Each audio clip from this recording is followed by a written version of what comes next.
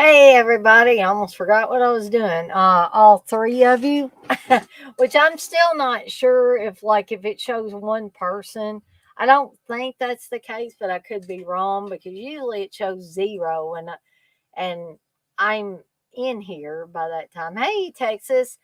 Um so again, I'm always a day late and a dollar short. And so I do have my ad on, do have the light going back there. Of course, it's not really dark enough for it to show up right now, but I am here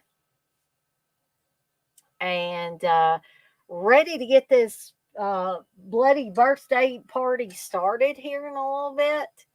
I have the arrow release here. Um, I'm actually a little bit behind in putting these links in here, so I'm going to go ahead and do that. And at first, I didn't think I was going to have anything to talk about during the daily grindhouse. But then I remembered, oh yeah, I do. Not movie related. Hey Garrett, thank you for the birthday wishes. It doesn't matter if they're belated. You know, when you get to the age of 47, uh, it's okay. You appreciate them any point in time. So I do have my Ghost energy drink. This is the sour watermelon. So I hope you guys all have your drink of choice. Although this watch along is not going to be nearly as long as the drive in movie night last night, where I we watched together The Exorcist and The Omen. You say ghost rules? Yeah, I'm really liking these energy drinks right now. Um, but sour watermelon, I think, is my favorite flavor of those. So, so this is not going to be nearly as long, but I am going to go ahead and put both the invite in here.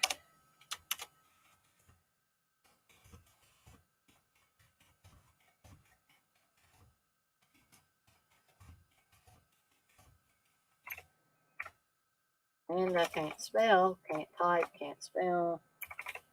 There we go. So there we go. There's one link. And also, and Texas again, feel free to correct me if I'm wrong on any information I give about where you can watch the movie if you don't have your own copy.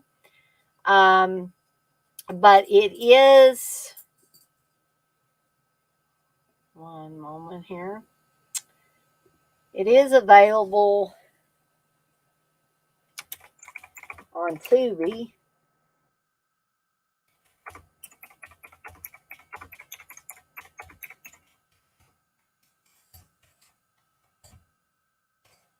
In case some of you want to do that. Hey, Rooster. Um, but I did see that it is available to rent from YouTube and also to rent from Prime. And if you have a Screenbox subscription, evidently you can watch it for free through Amazon and Screenbox. So, um, I was correct, and Screenbox with a sub. There you go. So I did manage to get it right tonight. Um, the other thing that I was talking about at first, I didn't think I would have anything to do for the daily grindhouse, but then I remembered at the last minute, right before I came on here, that yeah, I do have something that I can do for the daily grindhouse. In which case, I will do that in just a second. But I didn't have my daily grindhouse intro up there. And I thought I better put it up there. But we had a couple of things, as always happens around the house, right before I go to do a stream. Nah, you're Are you afraid that you're missing it, or are you gonna have to miss it, TJ?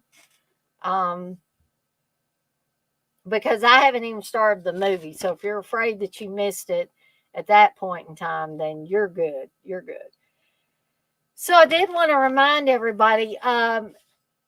First of all, I want to remind everybody that Monday, there's been a little change in, and maybe I should let Uncle Bill announce it, but since I'm going to be on there, I thought I would say something. He let me know there had been a little change of plans with Uncle Bill's tour of Italy, and the person that was supposed to participate with him on Monday had to drop out for Monday. And so he asked if I wanted to fill in, and we either do Bava or Diodato. And I said, well, either one is fine. So I will be on Uncle Bill's tour of Italy Monday, probably 10ish. I'm saying, or I'm thinking it, as long as he does it at the same time he did the last one. Darcy, what are you doing back there? So Uncle Bill and I will be talking about all things Lamberto Bava Monday night. So Tuesday, what I'm thinking is that I'm going to start, and I have to give credit where credit is due to Darren, who mentioned something about watching summer camp slashers. I thought, why don't I do a series of streams on summer camp slashers? There's plenty of them. There's not just Friday the 13th. You have Burning, you have Madman. The list could probably go on and on with several of them. So, and especially if I end up covering all the Friday the 13th, or at least the ones that take place at a summer camp, that'd be, I think, a pretty good or pretty decent series of streams. Also, Darcy, I will open that door for you in just a second, girl. Wednesday, I don't know, because me and TJ, it's going to take us a few weeks to watch Friday the 13th, the series episodes. But once the 3 weeks goes by and we get those watched, then we will be back doing another horror anthology series. So you guys can look forward to that. I don't know if I've got anything going on Wednesday or Thursday of the coming week. However, Friday, June 16th, this will be my last drive-in movie night for a little while, because the following Friday, Joe Bob and Darcy will be back on Shudder with the last drive-in. But the next time they take a break, I'll be back with some more drive-in movie nights. But the one for Friday, June 16th, it's Cannibal Night. We'll be watching Cannibal Ferox and Cannibal Holocaust. Upcoming watch-alongs I got. Tomorrow night will be Nightmare on Elm Street 2. I think I'm going to start at 6 p.m. Eastern Time. June 17th will be the original Stepfather. June 18th will be the John Cusack Join High Fidelity. June 24th will be Just Before Dawn. And June 25th will be the hilarious Caddyshack. July 1st will be the original Town That Dreaded Sundown. July 2nd will be Slumber Party Massacre 2. And July 8th will be Superstition. Hands up, guys. How many people have seen Superstition? I had never even heard of it till Steve introduced me to it before we were dating, of course, too. All right. So that's some of the stuff that is coming up in the very near future. So let's kick this off, or kick the Daily Grindhouse off with this intro. So here we go.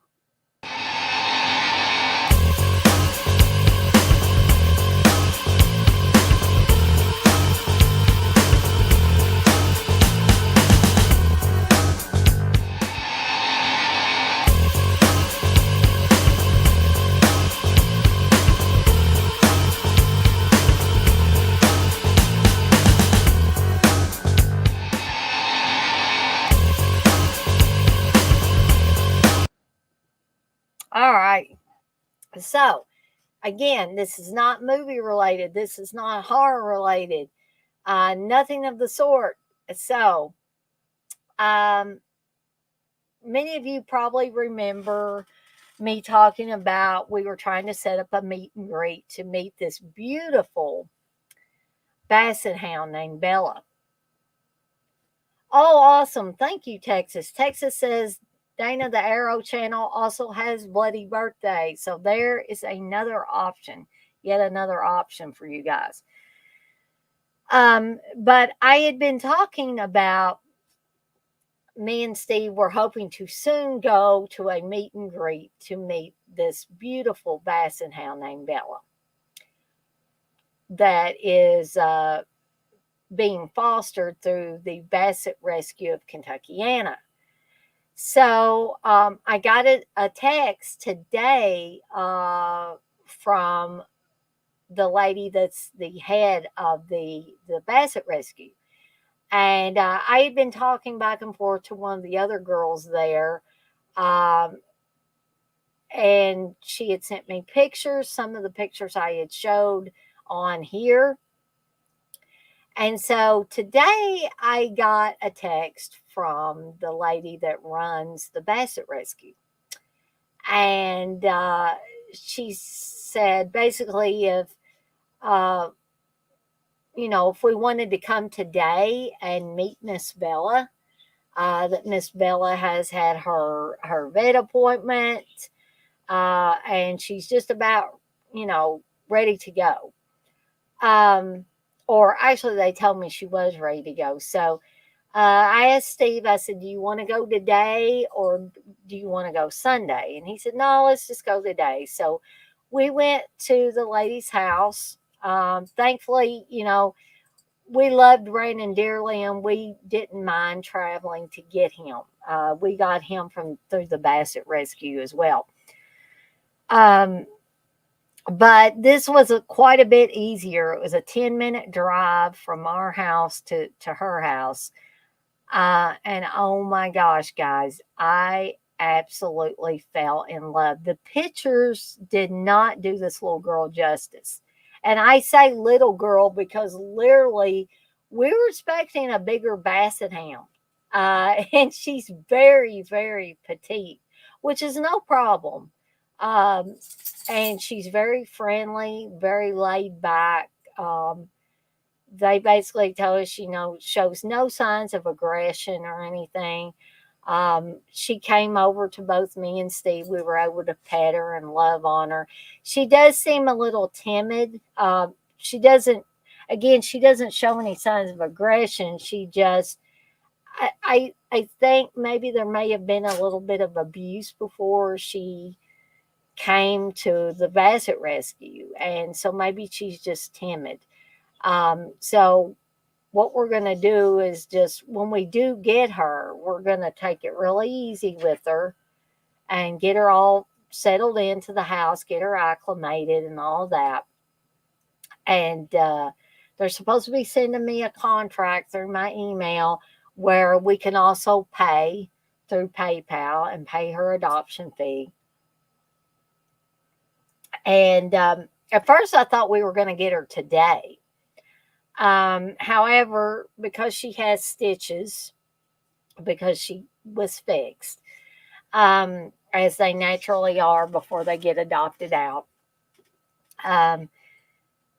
me and Steve thought it would be better to let them go ahead and take her to the vet on Monday and have the stitches taken out real quick. And then the lady at the Basset Rescue will let us know. And we're going to go and pick up our new little girl Monday afternoon. So, or Monday evening, whatever you want to call it. And I am just so excited. I've already got her a collar ordered, her very own collar, and I'm sure we'll get her a tag and everything, as all the other dogs have their own little tags with their name and our phone numbers on the back and all of that stuff, in case they were to get lost. So I'm just so very excited about that. I'm really thinking that I'm not going to keep the name Bella. it's not that I dislike that name, but Steve's not real happy with this name, but the name I came up with was Billie Jean. And not because of the Michael Jackson song, or not because of Billie Jean King. Um, my decision was based on a movie I grew up loving, The Legend of Billie Jean, starring Helen Slater. Um, that was the movie to watch when you were a kid growing up. It empowered kids. Me and Uncle Bill were talking one night about how a lot of movies in the 80s empowered kids, or in this case, it empowered teenagers, and not necessarily in a bad way. And so that was always one of the big movies of my youth. And so I was thinking, I was trying to look up horror names, and none of the names are really resonating with me other than ones we'd already used. And then I got to thinking about, I don't know why, but I got to thinking about the legend of Billie Jean, and I said, why don't I call her Billie Jean? Um, because that was just one of, like I said, the movies from my youth. Hey, X-Ray, you say Bella is too Italian for an Eastern Kentucky dog. Well, actually, I'm not in Eastern Kentucky. Uncle Bill and CK are, but I'm actually, I guess, in North Central Kentucky or something like that. But that's okay. There are a lot worse places that somebody could think I'm from.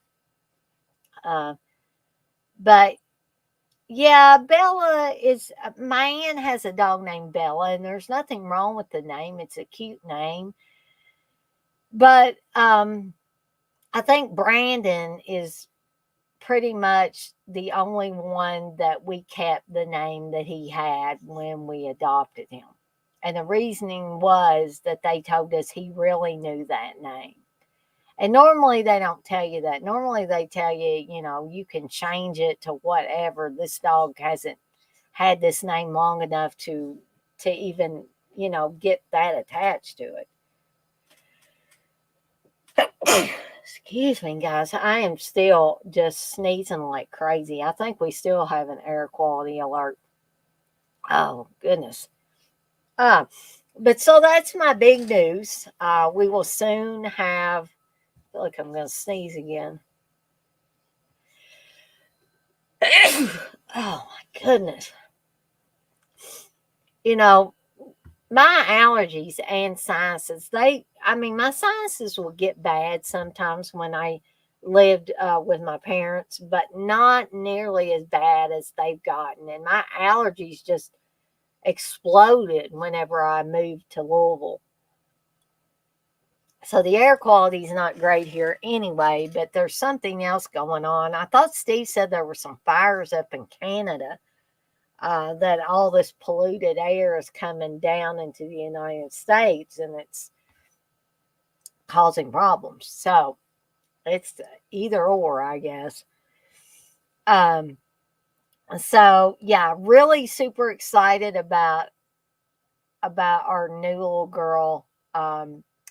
Hopefully we will have her kind of settled in, and when I'm on Uncle Bill's tour of Italy talking about Lamberto Bava, uh, Miss Billie Jean, Miss Bella or Miss Billie Jean, whatever you guys want to call her at this point, maybe on the stream in the background somewhere or whatever. So you guys can look forward to that. Okay. So now I'm going to see, because I did put the disc in. I am watching, like I said, I'm watching this Arrow Blu-ray. And I also may have to get up at some point after we get the movie started and make me some soup, because I fully intended to make me some soup and eat it before this movie started, or before my stream started. And it was just one thing right after the other. Sammy hasn't peed in the floor for a long time. And all of a sudden he peed in the floor in the bedroom. So I had to clean that up. I was delayed on making my promotion for this. Um, I realized I hadn't already done it prior. And I'm like, geez, Dana, what in the world? Um, so hold on, guys. I'm trying to get this queued up here. Okay. So I will tell you guys where I've got this queued up here in just one second. So anyway, once I got that cleaned up, I was going to again try to get ready for this stream.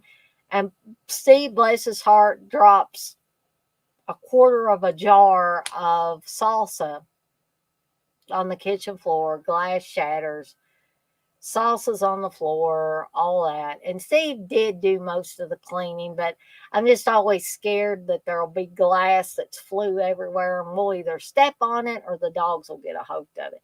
And you people that have kids, you would probably worry about a kid picking it up and putting it in their mouth or whatever, or cutting themselves on it. So, yeah, all kinds of delays everywhere, but that's life, right? Unless you live in a bubble, and I don't think any of us.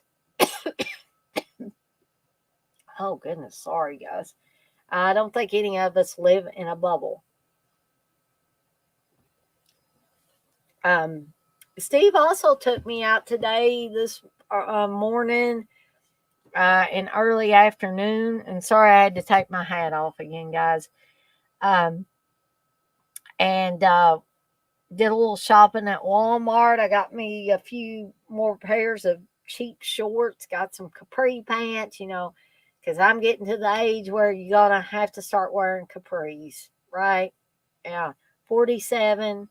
Yeah, right. But I do have some comfortable shorts on right now. They have a little smiley face on them and stuff. But I'm sure you guys don't care about that. But anyways, hoping to adjust my webcam and it doesn't go crazy and fall off there. So anyway, what I just might have to get up and get me some soup real quick, but the movie will be going. You guys can watch it. I just won't be talking in the background for 2 to 5 minutes. Okay.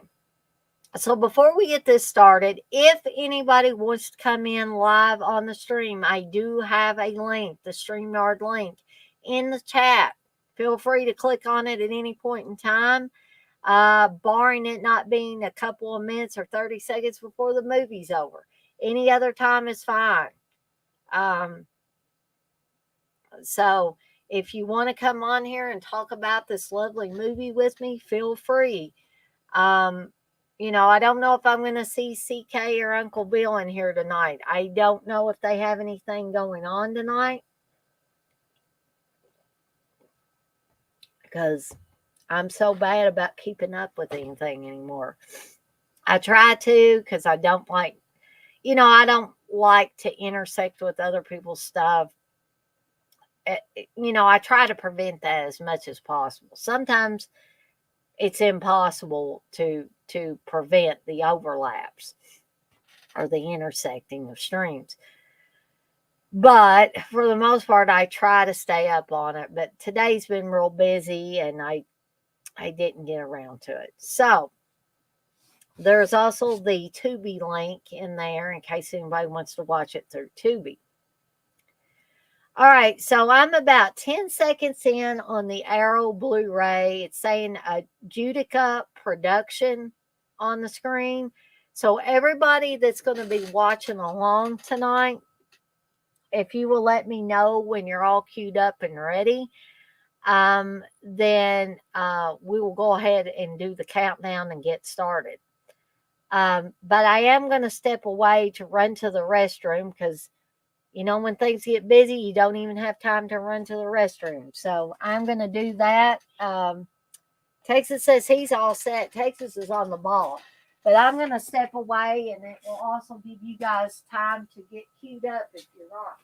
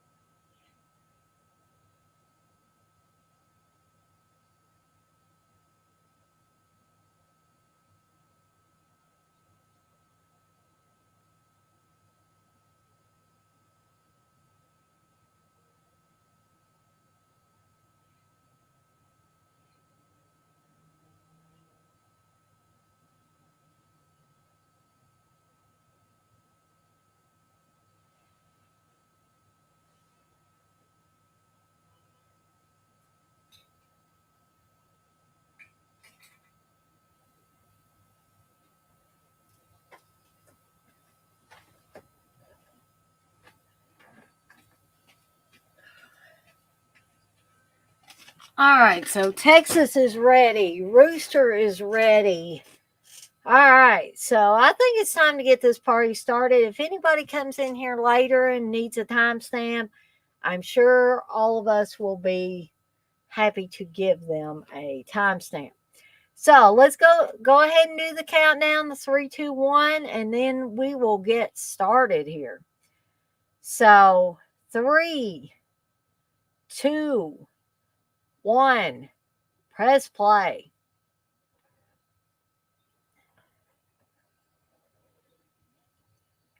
Also, guys, this is not a very long movie at all.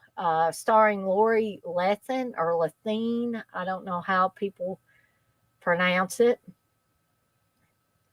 And Julie Brown, and not downtown Julie Brown, but the original Julie Brown. Joe Penny's in this too, by the way, in a small role. But Julie Brown, who was once a MTV VJ, Casey Martell is also in this movie. So we got Elizabeth Hoy, Billy Jacoby, and Andy Freeman. Now, Andy Freeman is not a name that I've heard of other than this movie. Susan Strasberg also plays a teacher. Jose Ferrer is the doctor. So this is a lot of familiar names in it, to be totally honest with you. But Elizabeth Hoy, she was in another horror movie at the beginning, Hospital Massacre, aka X-Ray, starring Barbie Benton. And Billy Jacoby, or Billy Jane as he goes by now, has been in a ton of stuff.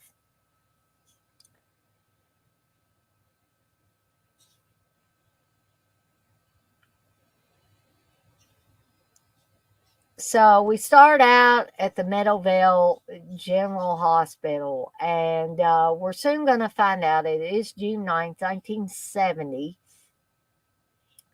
that there's an eclipse getting ready to happen.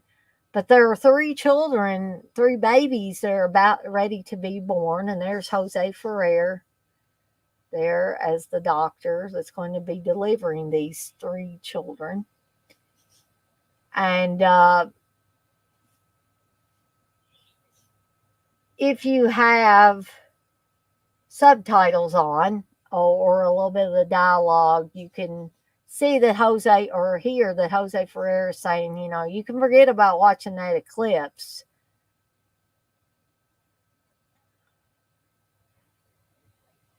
So the doctor's joking with Mrs. Brody, and he says, I told you to wait till next week. And she said, tell it to the baby. He says, first time I've ever had the ladies gang up on me. So this is just some humorous dialogue before the big contractions start and the babies start being born. And it's just happy, happy, they've got their babies, their little babies. But keep in mind, these babies are being born during an eclipse. So just keep that in mind. And there's probably a lot of you that have already seen this movie, probably more than once. If you're like me, you've seen it more than once. So now it is 10 years later in 1980, also in Meadowvale, California. And we're going to discover a couple here that is making out in the graveyard.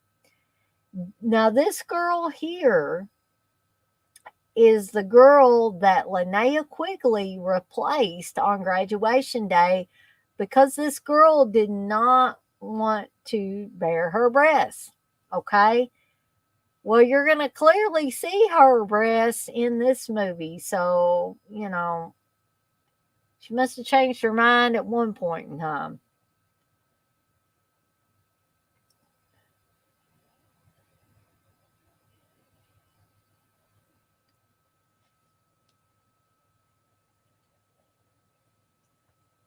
But these two do a weird thing here in just a second. They're in the cemetery anyway, making out. And you're getting to see a little bit of her breasts there. It's a little dark, I will admit.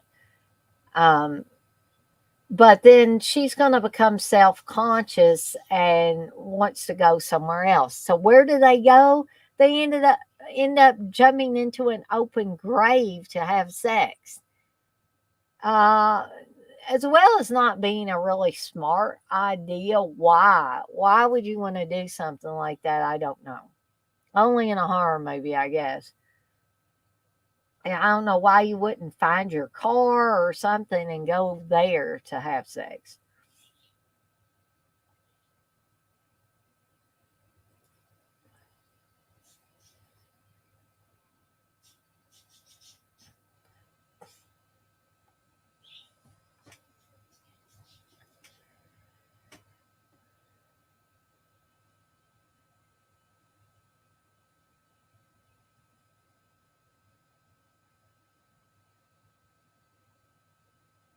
So you're clearly, if you didn't see her breast earlier, you're clearly seeing one of them in that shaft of light there.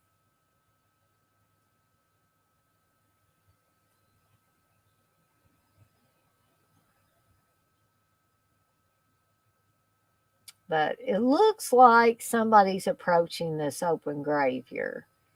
And dirt is falling in on them. Of course, the guy thinks it's his friend Willard, I'm going to kick your ass, Willard.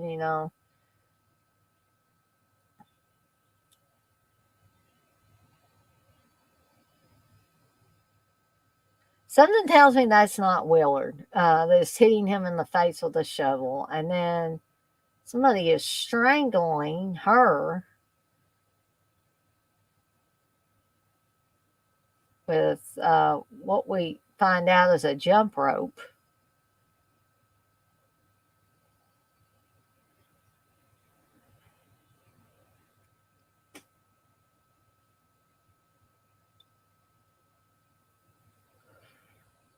So this guy that we find out is named Duke. It's Duke and Annie.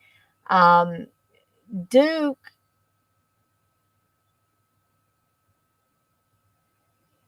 was trying to, he still wasn't dead yet, so he was trying to protect his woman, but I don't think there was no helping her at that point. Here is Lori Lethan. Y'all, please forgive me if I'm mispronouncing it from what you've heard before. And we're zooming in on the knife. Lori Lethan is playing a character, Joyce. And Joyce, I mean, she's a high school student, but she does, a little astrology charts on the side there. That's going to come into play. And that is Casey Martell playing her younger brother who's coming in the window there.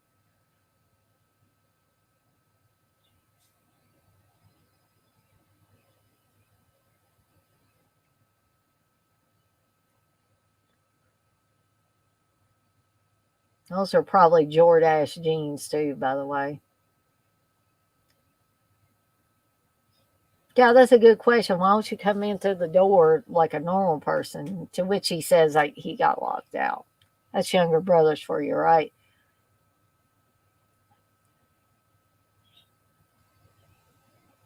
So this is one of those cases where the sister is in charge of the younger brother or the younger sibling while the parents are away.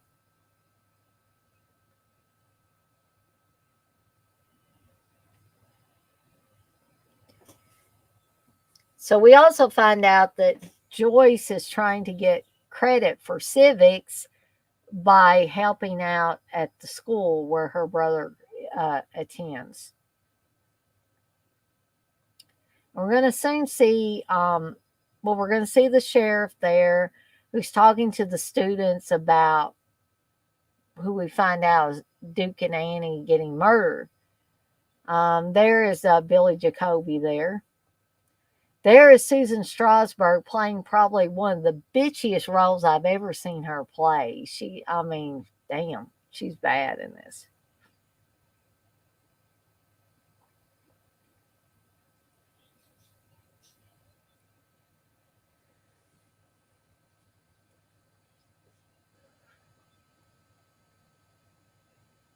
And there's Elizabeth Hoy. playing Debbie.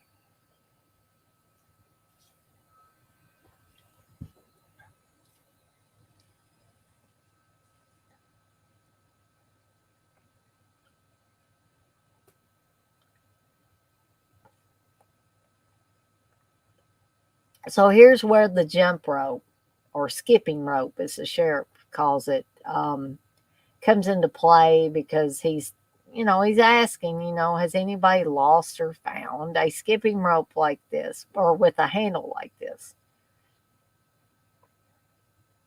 Then he asks another kind of weird question, says, were any of you at the cemetery last night? And Timmy looks very guilty, Joyce's brother, um, by sliding down in his seat. And Joyce looks over at him very suspicious like because she's thinking, it was weird the way he came in last night, came in through the window, talking all that stuff about being locked out. So I guess she thought, like a lot of older sisters would, that maybe he was out playing in the cemetery. So that boy there is Andy Freeman. He's the one I cannot recall any other movies that he's been in. That's not to say that he wasn't in some movies, but I just can't recall any.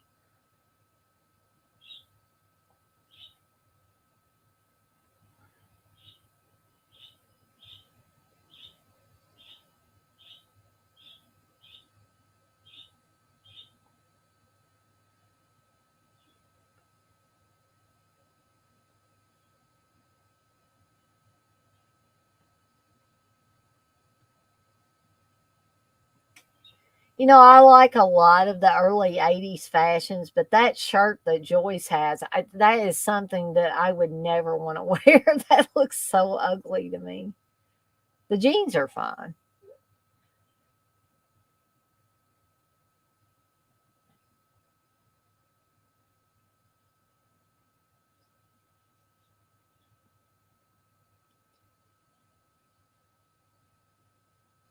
So the kids are wanting everybody to be excused from homework for next Monday because they're having a birthday party. And the bitchy teacher says, you know, homework is more important than a party.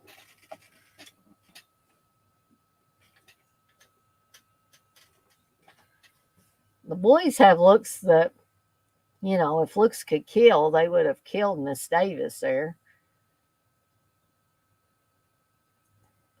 Okay, so here's probably one of the proverbial big scenes in this movie coming up here and I don't mean any offense, but horn dog adolescent boys at the time. Um, because Julie Brown has got a pretty nice body at this point in time, and she's gonna get pretty naked here. So, and she's dancing.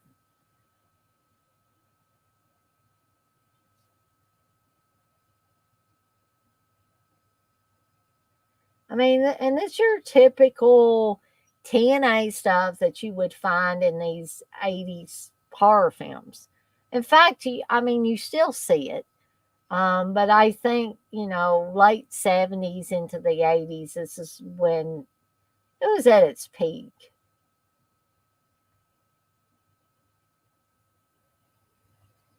No, you're exactly right, James. They don't make killer kid movies like this anymore.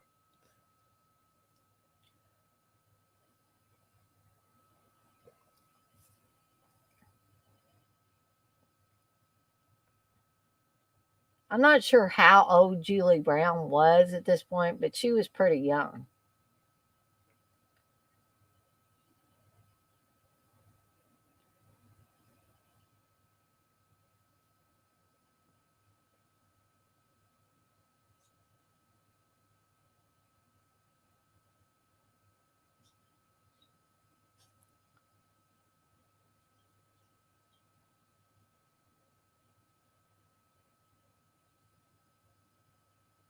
I don't know, but I always liked this song. I wasn't interested in watching, Julie Brown gyrate and get naked there, but I always liked the song that was playing in the background.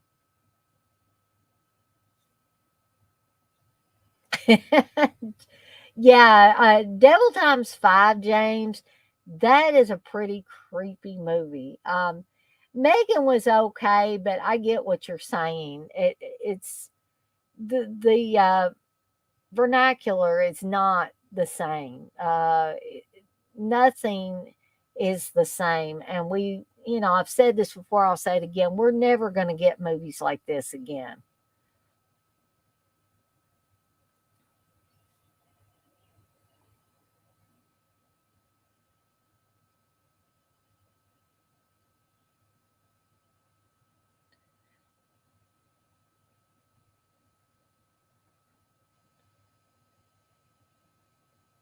So we find out that Beverly, Julie Brown's character, is one of Joyce's friends.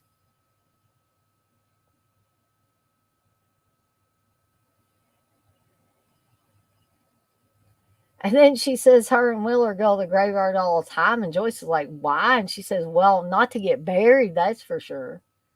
So then she starts asking about, have you done Willard's horoscope yet?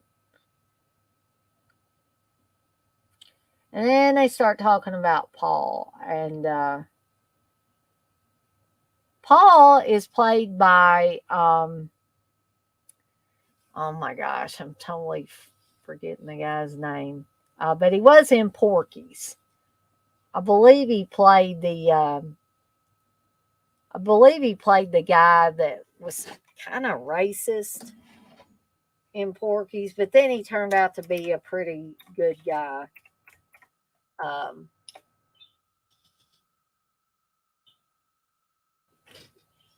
I'm probably going to have to let Reg in a second because I think he's ready to be let in.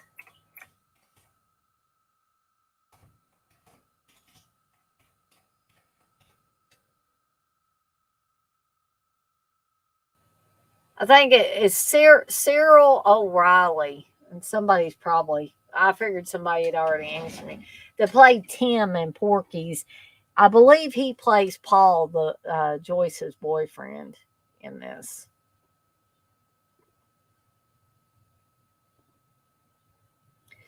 So we see that the sheriff has made it home, and um, he sees his daughter Debbie playing outside, and he's telling his wife, the money we spend on security is no good if you keep the front door open all the time. There's a psycho running around loose. And then she mentions, she's been running around, been busy with this party, planning this birthday party for Debbie and her two friends, who were all born on the same day.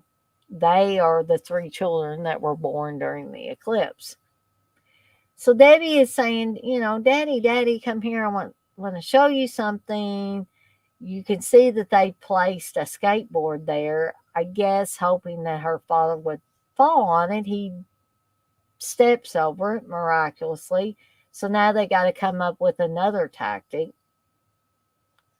So she shows him the jump rope with the handle missing.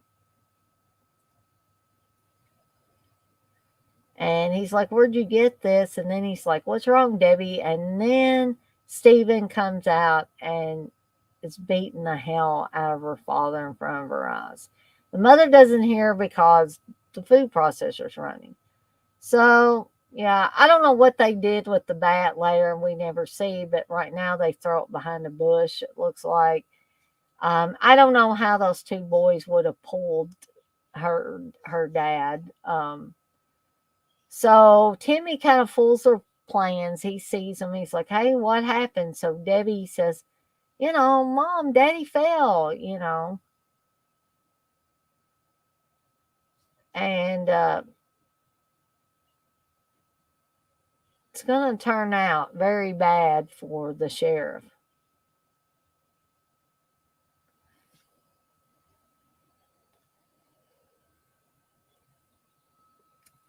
Turns out Sheriff Brody didn't make out so well. He died because of that.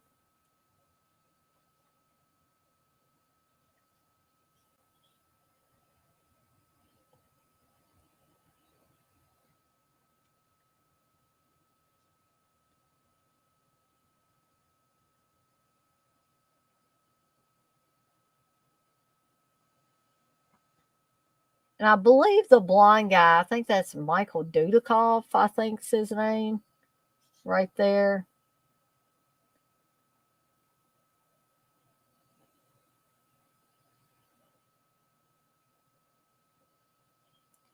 So you see the three kids, the three killer kids, as we know them now, exchanging glances with each other. And I think their plan is to kill Timmy. So now they're in the junkyard. Um, and the one other kid from class is there, and he's wanting to play, I guess, hide and seek with them. So Curtis pulls out, Billy Jacoby's character pulls out what appears to be a gun and says, don't copy our hiding place or I'll shoot you. But it's a replica, a copy, as he tells Timmy. So now he says, yeah, we got to get in this refrigerator or we'll be the first ones caught. Um, so not a smart idea, guys, right? To get into a refrigerator. I think I've heard that nowadays, if somebody disposes of a refrigerator, they will take the backs of them off. But I know when I was growing up, I was told, if you ever come across an abandoned refrigerator, don't get in it. Not like don't get in it and don't close the door, just point blank, don't get in it. So they have locked Timmy in, and Curtis and Stephen are, leaving, hoping that Timmy will get suffocated. There's Joe Penny, by the way, playing I guess, the head of the town newspaper. And Joyce wants to be a journalist, we find out. And so I think she's got a little crush on Mr. Hardy. Um, but she also has a boyfriend, and I don't think the character of Joyce would have acted on anything with Mr. Hardy. But I do think she has a little bit of a crush on him. So here's Curtis showing off a little bit for his grandfather.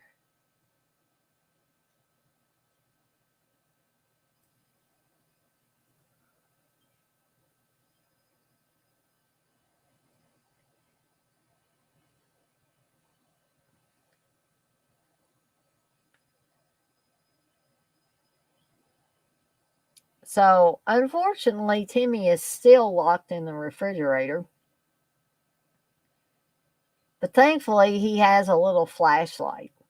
But he's quickly running out of air in here. So, he's going to have to figure out something really quick.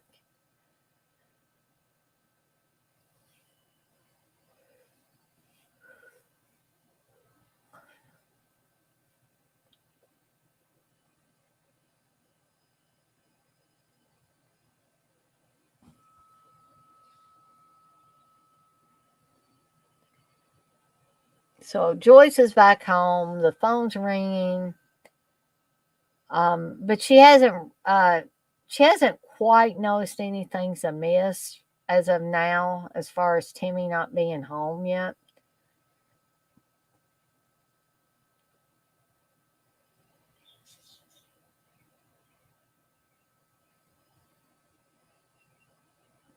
So I think we have figured out, or kind of can deduce from what's the conversations, that Joyce and Timmy's father must have had a heart attack, and so he's kind of taking a break, going, to relieve some stress. And so the mother and father have went on a little vacation, leaving the children at home.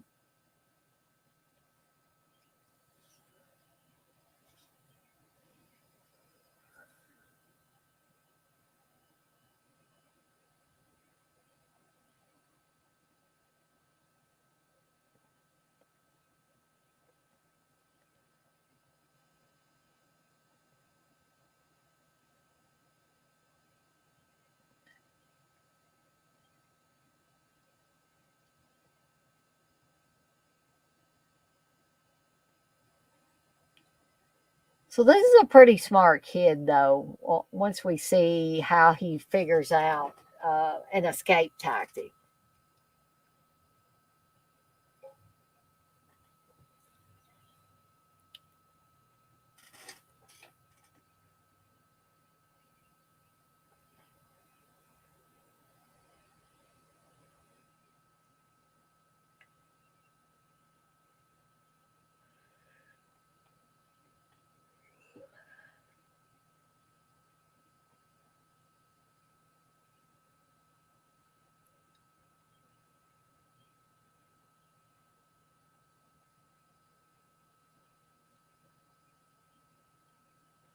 So now Joyce is concerned because she is outside the house and she's calling for Timmy.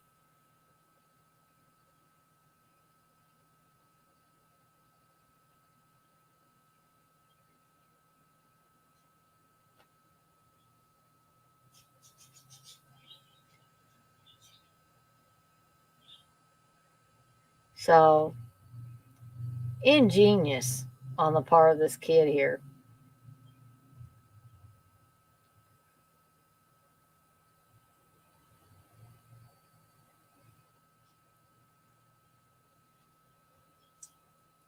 Oh, goodness, guys. I am going to have to go get me something to eat because I love that dog too. So, guys, I am going to take this opportunity and kind of just step away for a few minutes. And you guys keep enjoying the movie, and I will be right back.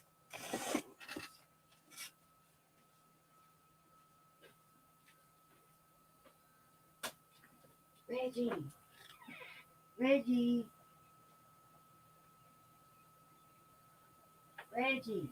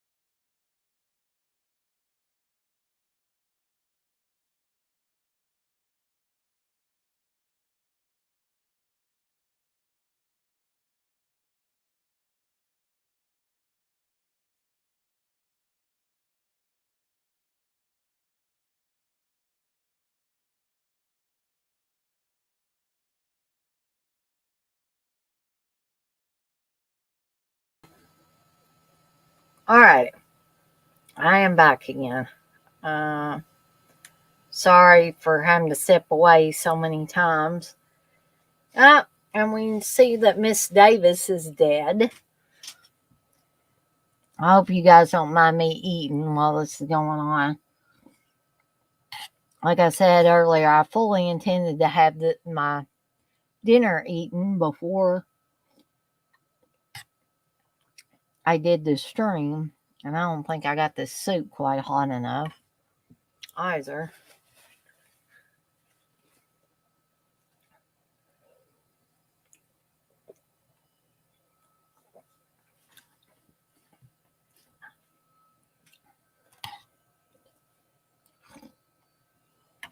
Um, I think it's a little better now. So now she thinks Timmy's in the junkyard again, and she's very upset because she just found Miss Davis dead. The cop just brought her home. Um, she's headed to the junkyard. Meanwhile, here's Timmy on his way home. And Debbie stops him and, invites him to come up to her little tree house.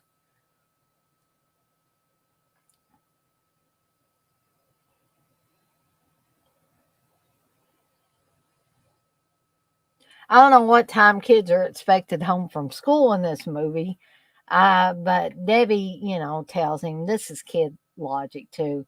You won't be late. It's only 3 o'clock.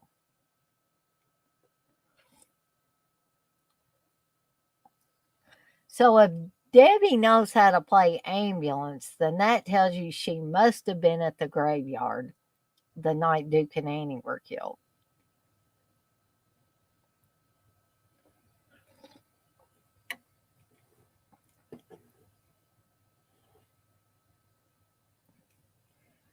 So I guess at this point, Debbie is thinking she'll push Timmy off there and he will get skewered on whatever that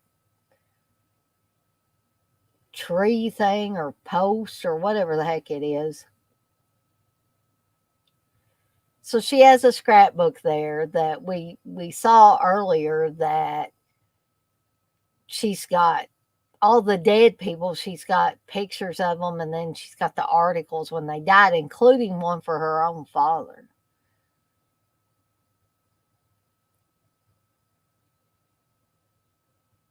Meanwhile, Joyce is looking around in the junkyard thinking Timmy is there.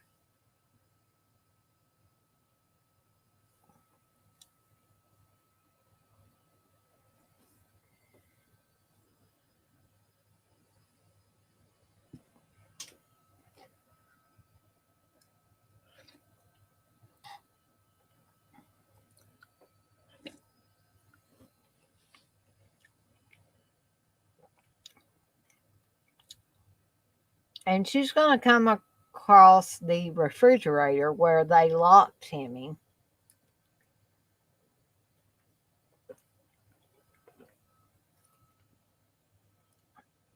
And although she didn't really believe Timmy, now she's finding his little ink pen or whatever it was that had the light on it. And now somebody is in that car trying to run over Joyce. So she was just lured to the junkyard in order to, they want to dispatch her pretty quickly.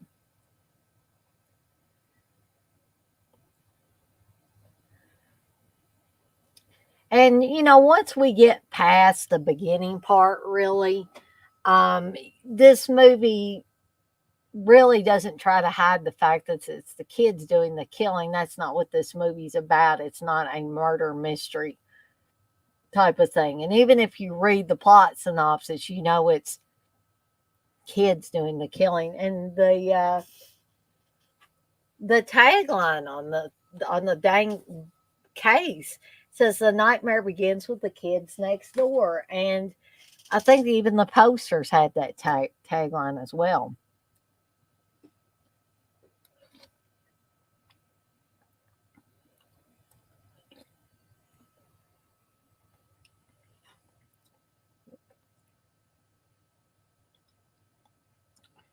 So I really don't think, obviously, somebody is driving that car still. There is no way that that car, if it was just set to go on its own, that it could make a path like it does, and it seems as if somebody's steering it. But again, horror movie logic.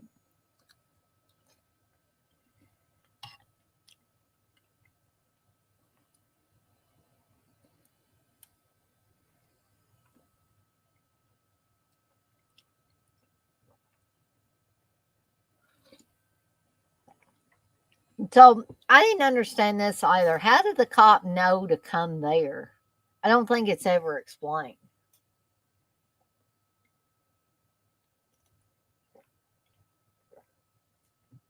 Unless somebody in the neighborhood just heard a commotion coming from the junkyard. Maybe the owner of the junkyard saw something suspicious going on and called the cops.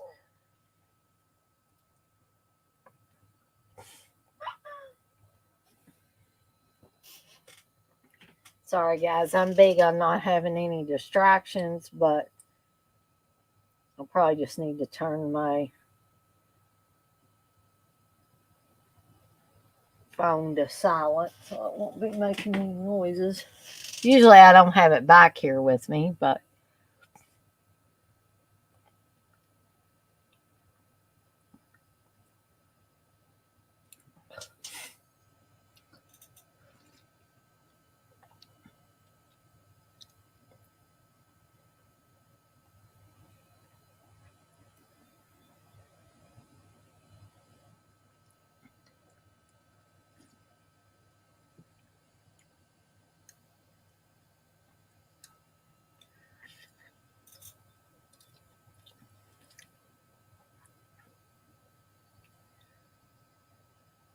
trying to see what that book is there that Curtis has.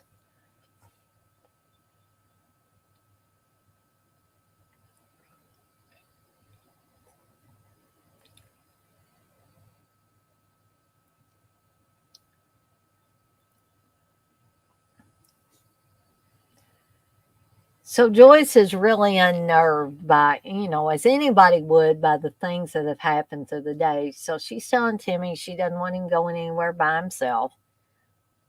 Meanwhile, we got Curtis creeping around, evidently just looking for somebody random to kill around the neighborhood. Um, Now that he's got this real gun.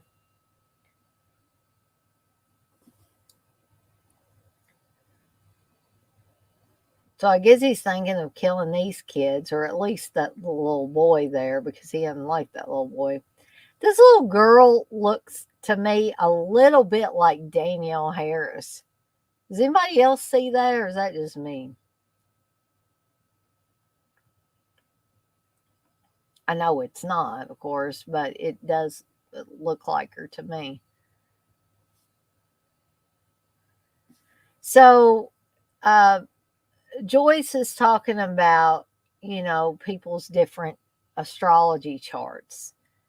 And she's like, "Who's that sound like?" And she's reading off stuff. And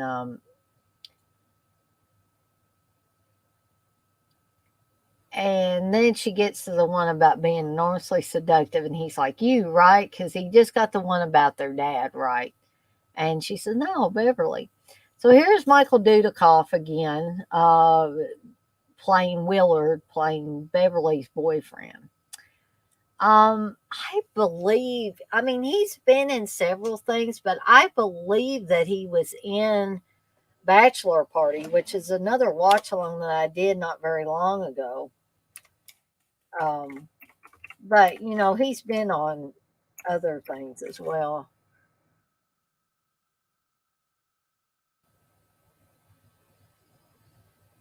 And he's 68 years old. Now he is.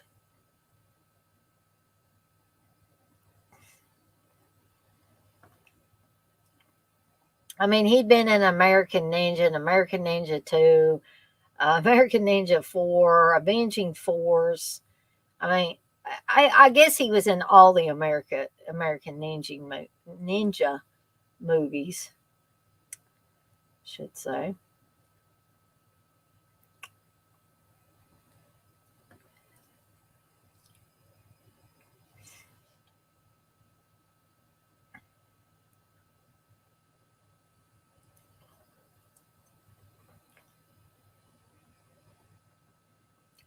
But again, I believe he was in Bachelor Party. Yeah, he played Ryko in Bachelor Party.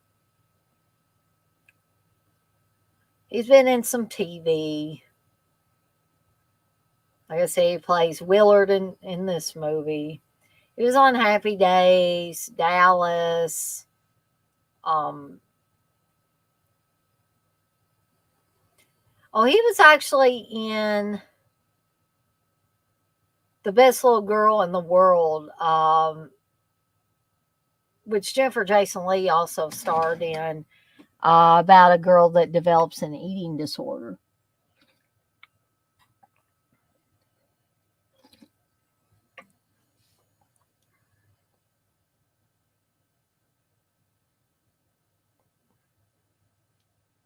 Charles Durning's also in that.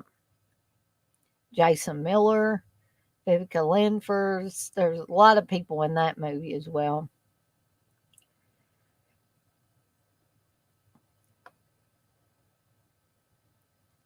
But I'm thinking Michael Dudikoff must have had. Well, he played Chuck, and I'm trying to remember who Chuck was in that movie.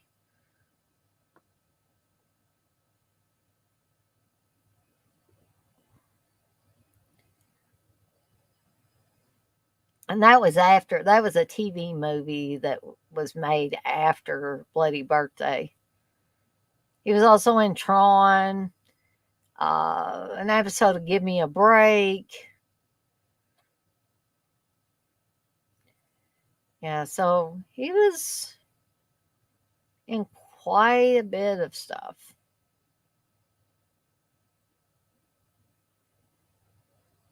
He was in something called Navy SEALs versus Zombies back in 2015.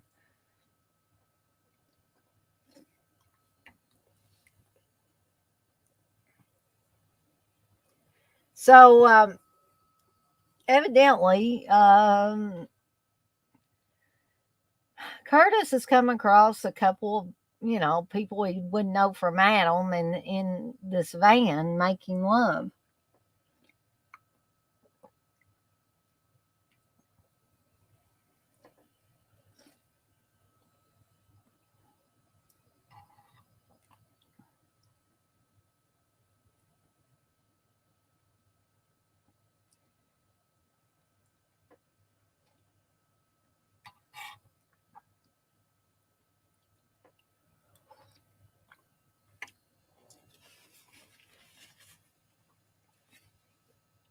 So for a Killer Kid movie, you're definitely, you guys are getting a lot of TNA action.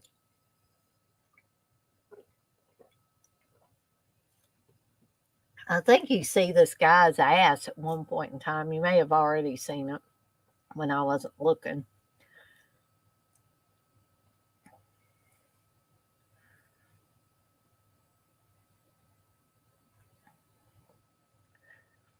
There it is. So, for the ladies, you get some male ass there. Well, no, it's dead male ass.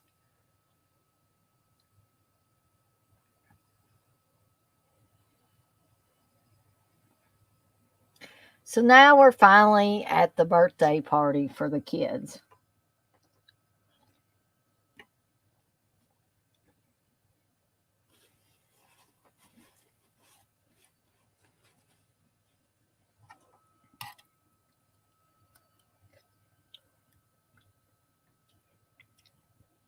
So some people could say that this is false advertising because really, if you look at the movie, there's really no bloodshed on their actual birthday.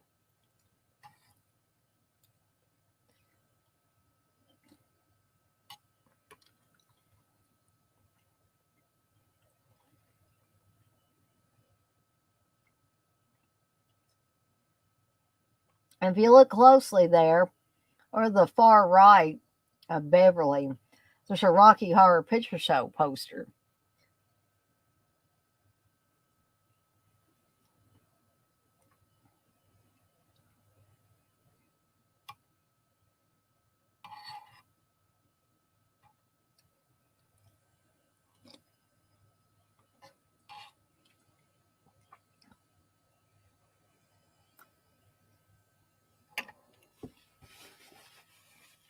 So I think this is a little funny when Joyce shows her the peephole where Debbie has been, charging the little boys 25 cents to watch you undress.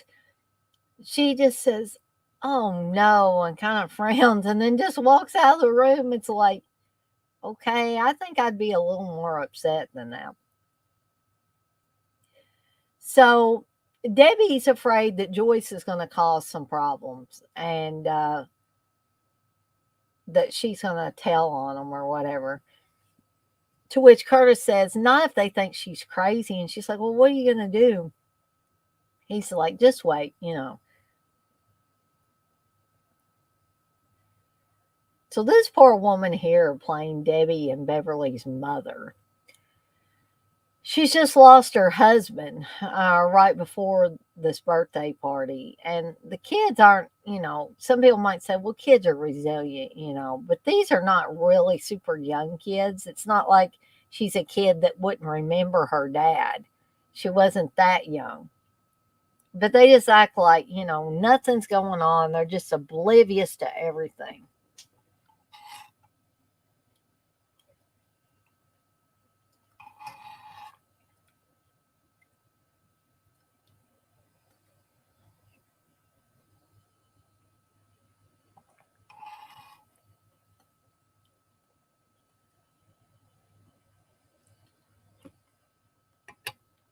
And the kids are basically looking like, can we open our presents now? Can we eat cake now? You know, no, absolutely no emotion. That's going to come into play here a little later. So the mother's had her breakdown because she's thinking about her husband, and Beverly's trying to fill in and keep everybody happy and give them cake and all that stuff. So now the kids are opening all their presents and having cake and having a hell of a good time, not thinking about anything else. I think that little girl was mugging for the camera a little bit.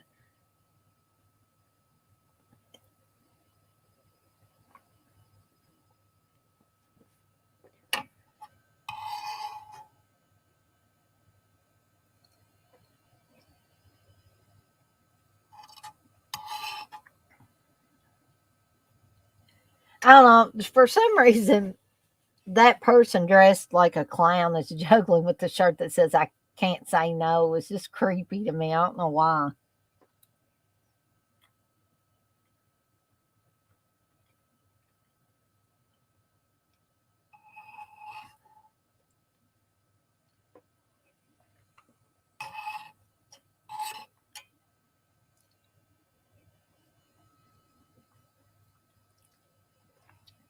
So Curtis is kind of surveying the scene from up in the treehouse. Then he sees that Joyce is going back in the kitchen to get another cake. We've already seen Curtis in there, basically licking icing off of a knife and acting really creepy. And we've already seen a bottle of ant poison, haven't we? So, and they zoom in on it once again. So, a devious idea is going to come into Curtis's brain here. Now, technically, he could poison everybody at the party, but no, he's too crafty for that. That's not what he's going to do. So Joyce comes in and sees him, putting icing on the cake. And she's like, "What are you doing? You're making a mess. And then she leaves and brings the cake out. There's one more cake left. And again, Curtis is putting a buttload of gooky icing on this cake. And he is seeming to mess it up. So we see everybody is just gobbling down this cake. So she says, "I'm going to need another cake. Will you get me one?" So now when Joyce comes in, he's got the ant poison right beside him, and he's got the icing bag in the other. And she's like, "Look what you've done to that cake."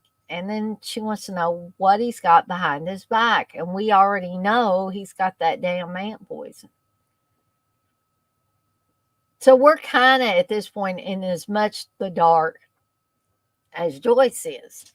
It's like, did he or didn't he put the ant poison in the icing and put it on the cake?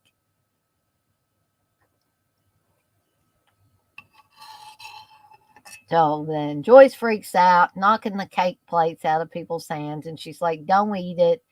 Curtis poisoned the icing. Don't eat the cake.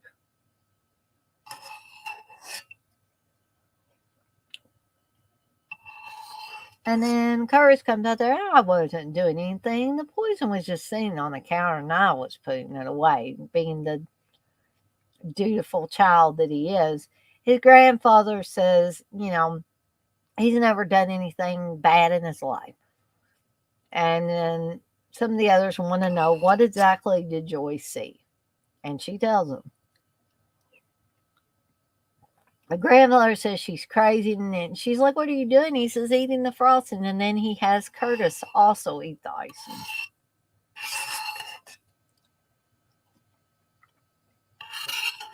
To which Curtis does with a lot of relish here.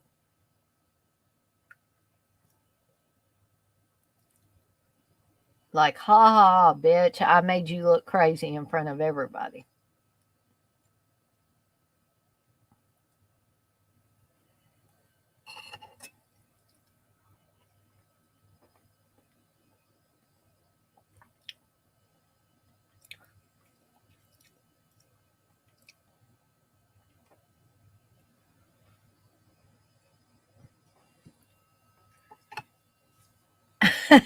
Texas, he said Curtis wanted cocaine for his birthday. So now is the time when the eclipse really starts to come into play, because Joyce doing the astrology charts, reading horoscopes, she says that Curtis and Stephen and Debbie were all born during an eclipse. And the eclipse was blocking Saturn, I believe they say. And she said that should mean that there's something missing from those kids' personality. And Timmy's like, well, what do you mean? And she's like, because Saturn controls your emotions and the way you treat people. And so that's what's missing from their personality. And he says, well, that's Curtis for sure. So they have no conscience. So Cyril O'Reilly's going to show up here playing Paul, Joyce's boyfriend.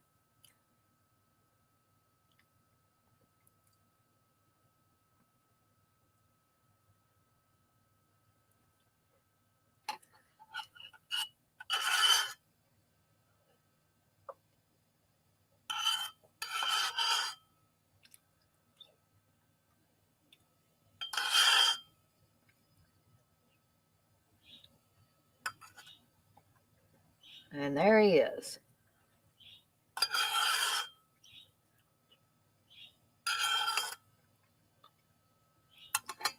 And I didn't know for a long time that this was the same guy that played Tim in Porky's. I don't know how I missed that.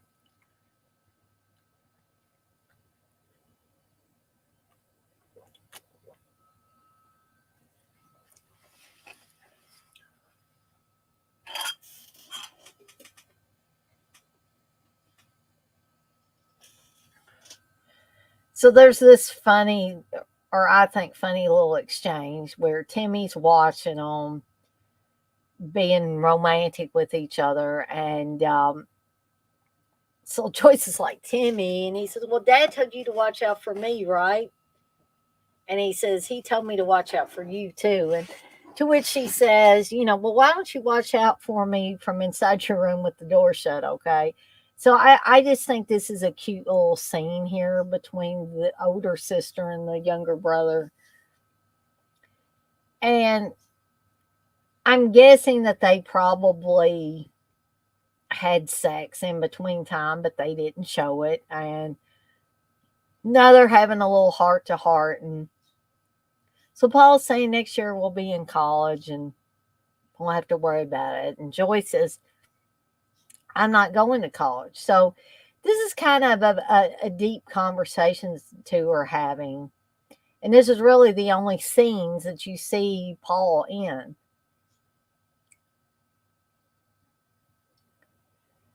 So she tells Paul that with everything that's happened, it's really made me think. And from now on, I'm going to do what I want to do, not plan to do what I want to do. And I've heard people even in real life say that. And I was kind of like that to some extent. Who wants to go and take a bunch of classes? If at all possible, I want to start my dream now. I don't want to go to 4 years of college or more. I want, I want to see what I can do now. Where can I make my mark at? And a good mark. I mean, not bad, anything bad by that. So that scene really resonated with me as being a very truthful scene for a lot of young people. Okay, so Beverly was looking for her nail polish. Evidently, Debbie takes her makeup a lot of times, and she's found the scrapbook. And funny thing I have noticed about newspaper articles, all these newspaper clippings of the people's deaths have the same. They start out future plans will blah blah blah. And so I guess filmmakers totally don't expect people to be scrutinizing the newspaper articles. They figure if they have a headline and a picture, that's good enough.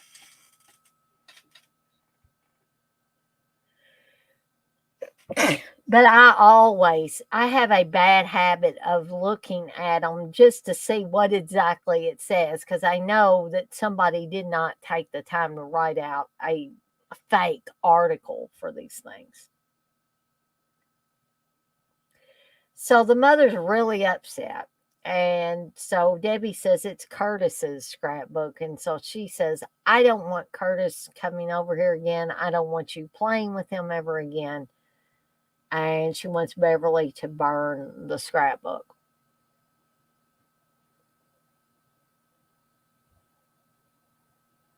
So I guess technically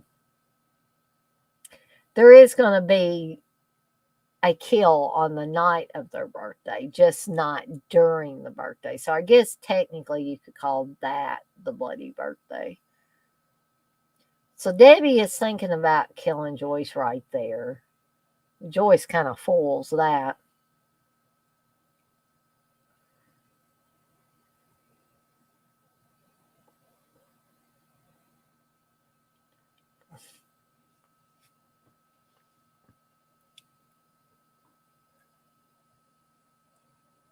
So we've got about 22 minutes left of this movie. Like I said, this is not a very long movie at all. About an hour and 24 minutes. I think people must be getting tired or got other things that they want to do.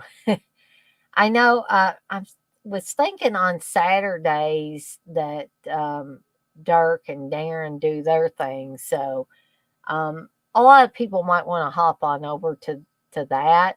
And I totally understand that. And not upset by it at all. So here's this peephole again. Um, and I'm guessing Beverly's getting ready for a date.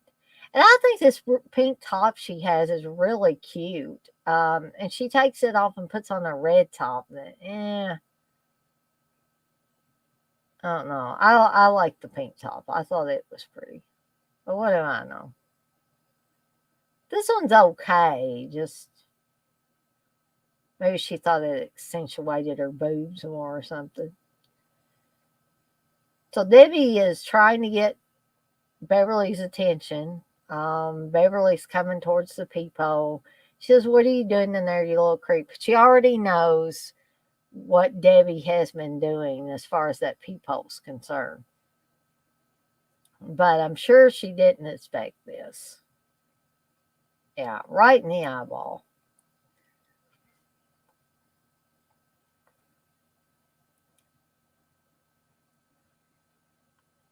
Look how, I mean, it's creepy too. Look how methodical this kid is.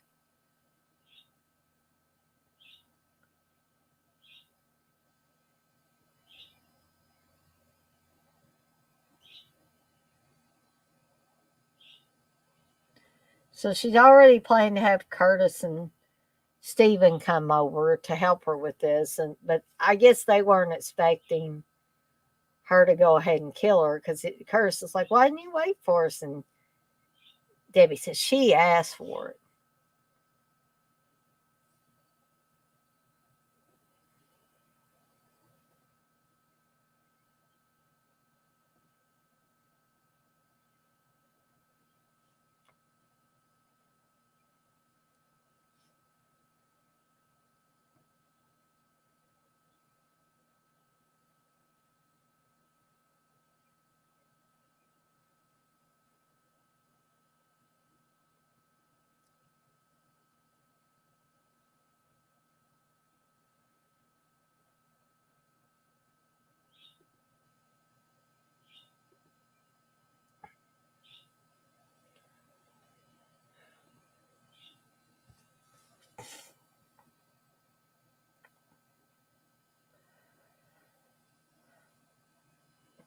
So, in all reality, again, this is more horror movie logic. I don't think that these kids will be able to drag these bodies around the way they do.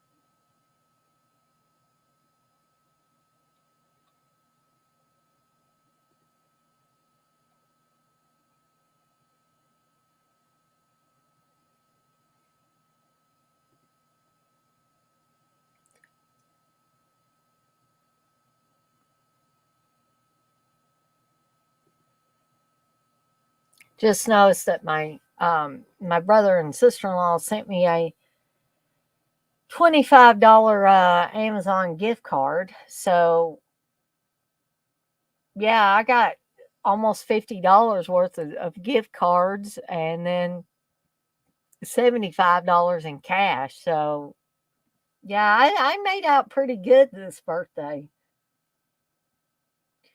So now I just feel for this poor mother. Within this film, she's lost her she's lost both her husband and her oldest daughter. So naturally, her mental health has got to be hanging by a thread. So she's, admitting herself to the hospital so she can, get help.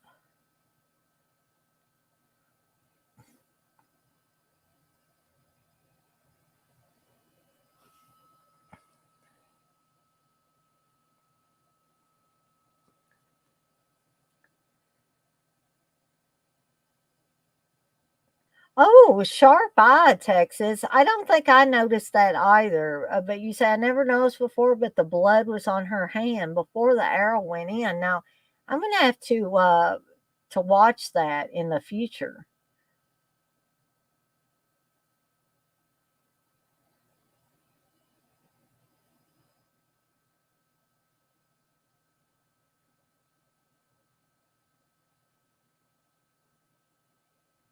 That is a beautiful dog there.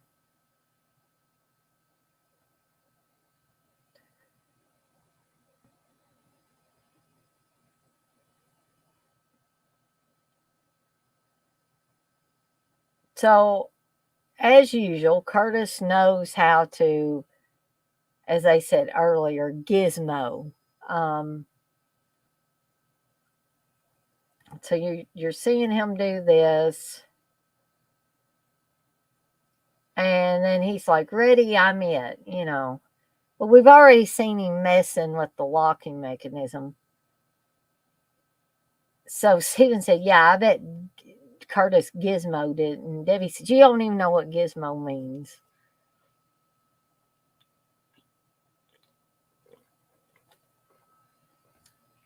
So evidently, Steven doesn't have the concept of hiding quickly when you're playing hide and seek.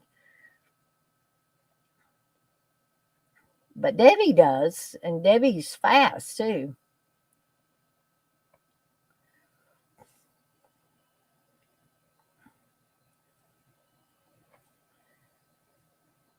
So this kid that hates them is throwing stuff at the window, and Debbie said, "My dad put in special glass." So now they're chasing this kid.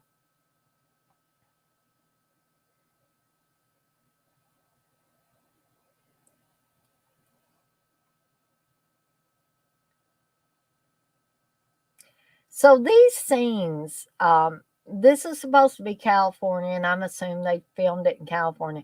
These scenes where they're running through town or walking through town or whatever seem very reminiscent of Halloween. And that's probably because Halloween was actually filmed in California. It was supposed to look like the Midwest, but we all know by now that it was filmed in California. So they're going to try to strangle and kill this kid. And Debbie is getting off on it. She's enjoying it. Um, but Joyce is noticing that her hose with the sprinkler is being dragged away towards the fence. And she's very suspicious of that.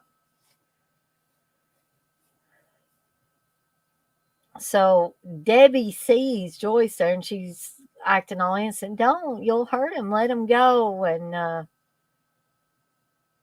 so Joyce is very angry. She said, "You were choking him, weren't you? You stay right here and I'm going to have the sheriff come over and talk to you." And then Curtis gets real snotty with her and says, "After what you did at the party, everybody will think you're crazy." And then he says, "My grandfather will have you arrested for assaulting a minor." And then they run away. To which Debbie likes that too. So this even more makes them want to get rid of Joyce because she's getting too close, right?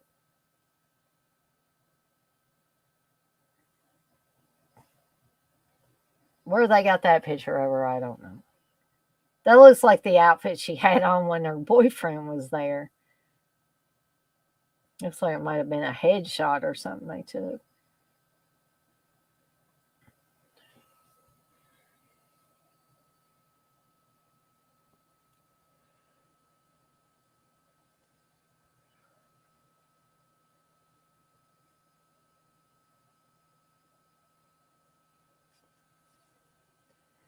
So Debbie's still, I mean, Joyce doesn't realize that Debbie's a threat. Not at this point, even. She doesn't trust Stephen and Curtis. But as far as Debbie, yeah, Debbie's a little angel.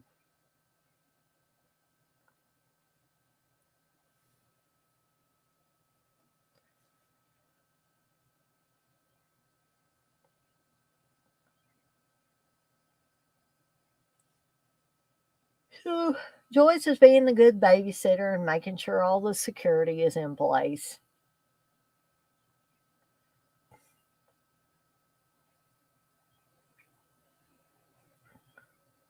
Timmy's asleep on the couch. Joyce is going to put on her headphones. The headphones were really big back then.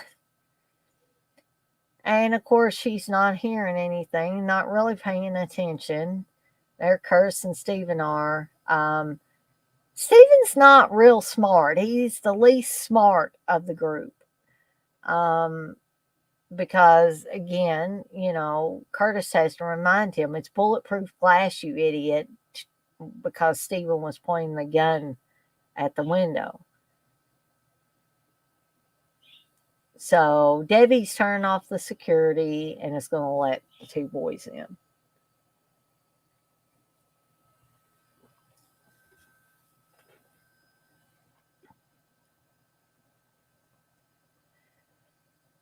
So once again, Curtis is going to gizmo it and he's going to make it where they can't get out of the door.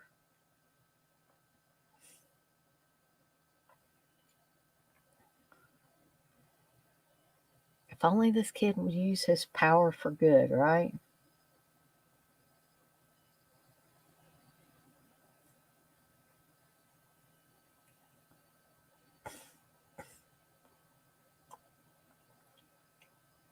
We've seen something similar in New Year's Evil where he messes with the elevator and he kind of does a similar thing with it.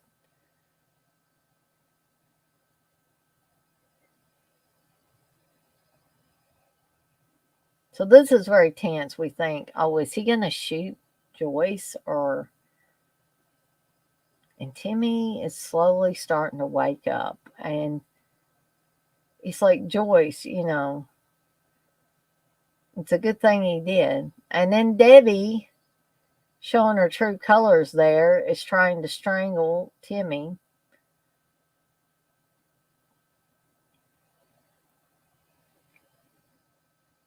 So Joyce knows all three of these kids are killers now.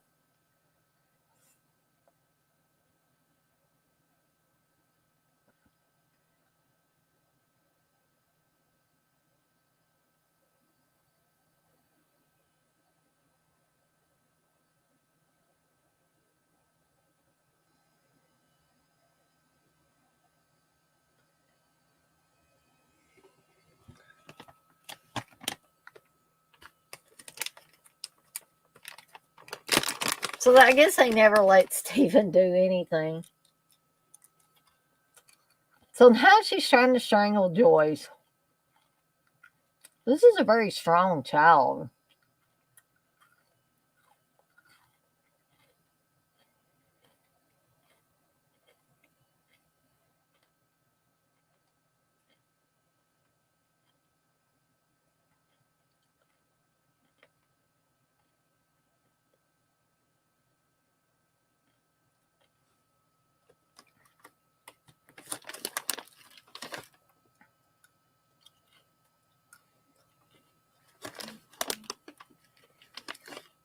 So Debbie's going to try her little trick with the arrow again.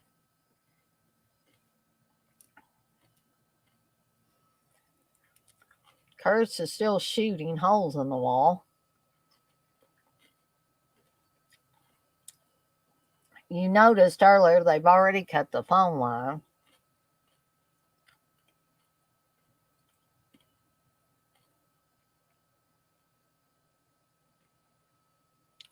And then the arrow comes through. And there's a lot of stuff going on in this scene, or these last few scenes.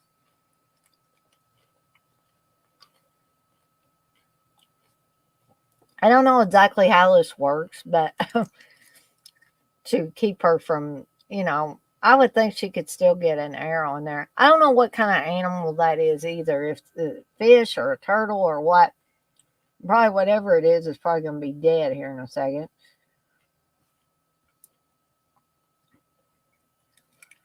So Stephen comes in there, they throw whatever is in that fish bowl on him, puts him in the trunk.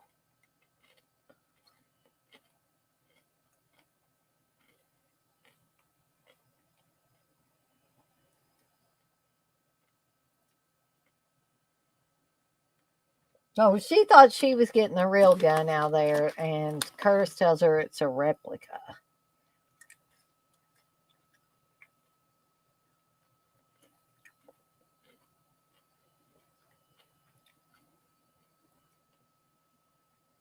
Well, thankfully, Curtis is out of bullets because he didn't learn to count, right? And Timmy tells him, should have learned to count to 6, genius.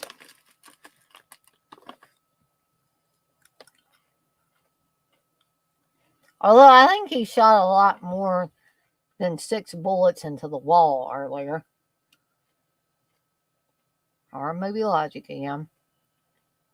So then they're hog tying Curtis. And unfortunately, Debbie slips out and nobody notices.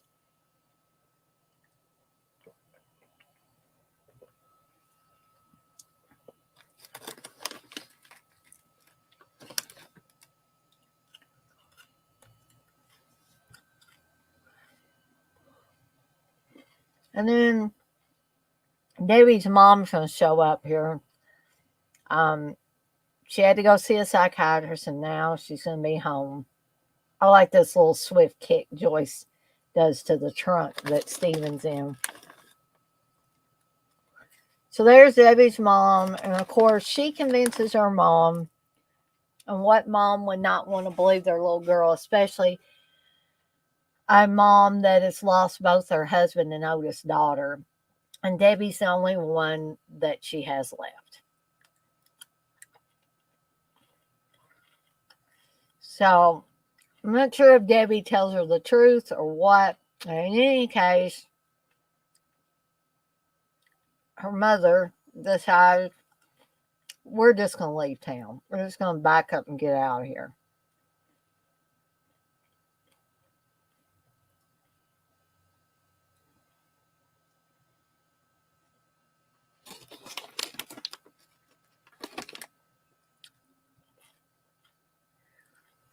Now we see the grandfather of Curtis and Stephen's parents there. And y'all see Joyce and Timmy and their parents. And I'm guessing maybe they'll send these kids to a mental hospital or a juvenile hall. I don't know, one of those things, I'm guessing. And then Curtis gives that creepy ass smile. And then we go to Debbie and her mother. I wonder what Debbie's playing with that jack there.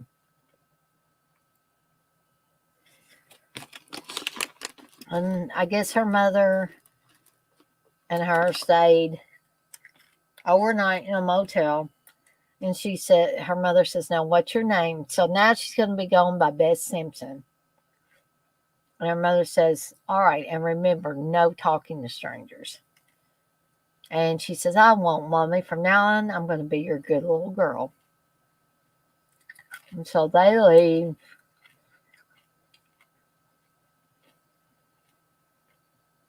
And we know this girl doesn't have a good bone in her body. So we know there's got to be something else, right?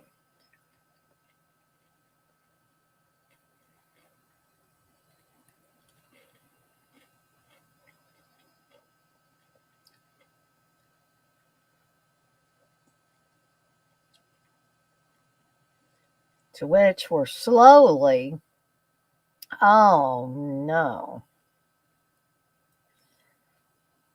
Guessing this guy was a mechanic, and probably the reason Debbie was playing with that jack was she let that vehicle go down on the mechanic and crushed him. Erica Hope, that was the girl that played Amy. She was the one that was in Graduation Day and got replaced by Linnea Quigley because she wouldn't do the nudie.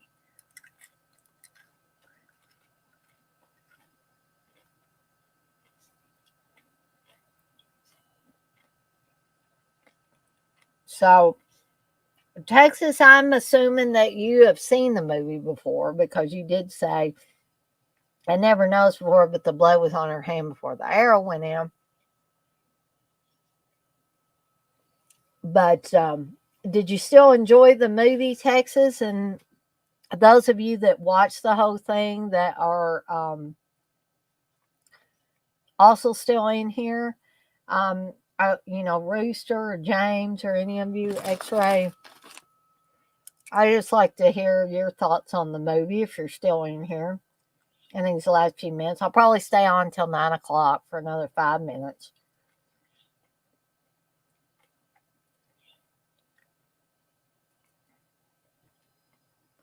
I'd like to see if I could find these songs, especially Woman and My Darling Don't You Cry from this movie.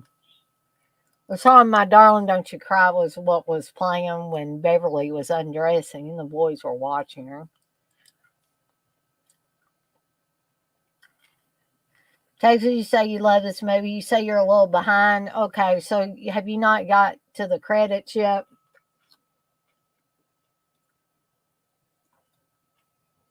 I can certainly be on here a few more minutes.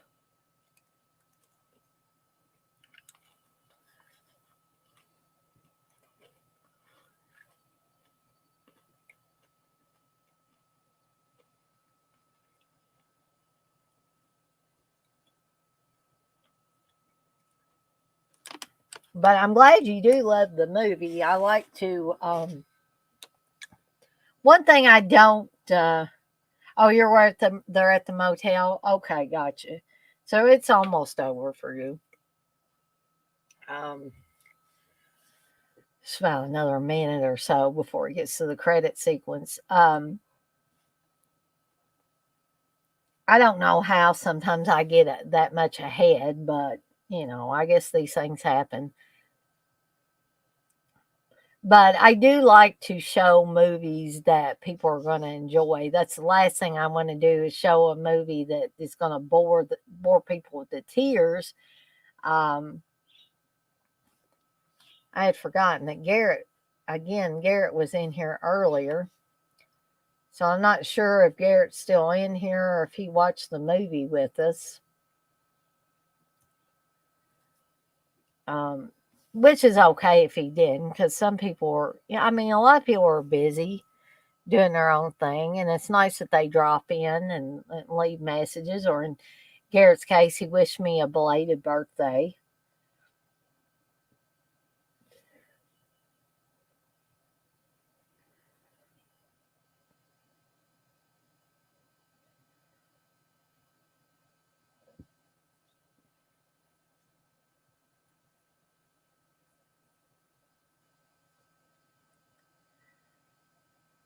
So again, a reminder that I will be or doing a watch along anyway. I won't be streaming Nightmare on Elm Street 2, but I will be doing a watch along for it.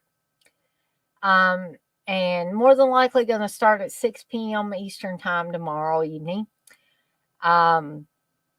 Monday, of course, Monday evening, I'm going to pick up my new baby, Bella, Miss Bella. But later that night, I am going to be doing Uncle Bill's tour of Italy. We're going to be talking about Lamberto Bava, so you guys can look forward to that. Like I said, Tuesday I'm thinking about starting a series of streams on summer camp slashers. Wednesday and Thursday I don't know, and Friday will be my final drive-in movie night for a while. And then the following Saturday and Sunday will be Stepfather on Saturday, the watch along, and High Fidelity on Sunday will be the watch along then. Texas, you say I saw this about 3 years ago on Shudder and loved it. Yeah, that's right. It was on Shudder, wasn't it? But that being said, it is now officially 9 p.m. And I'm probably going to have to get off of here and, one, run to the restroom again, and two, do a couple other things and probably try to get some rest. But like I said, I'll be back tomorrow evening starting at 6 p.m. Eastern time with Nightmare on Elm Street 2. So if anybody wants to stop in for that, you are very welcome. And also, if anybody wants to join me live on the stream, I will be glad to have you. And we can talk all things Nightmare on Elm Street 2. And now, with all that being said, it is now 9:01. So I'm going to skedaddle on out of here for the night, and I will see everyone on the flip side. Y'all have a good night now.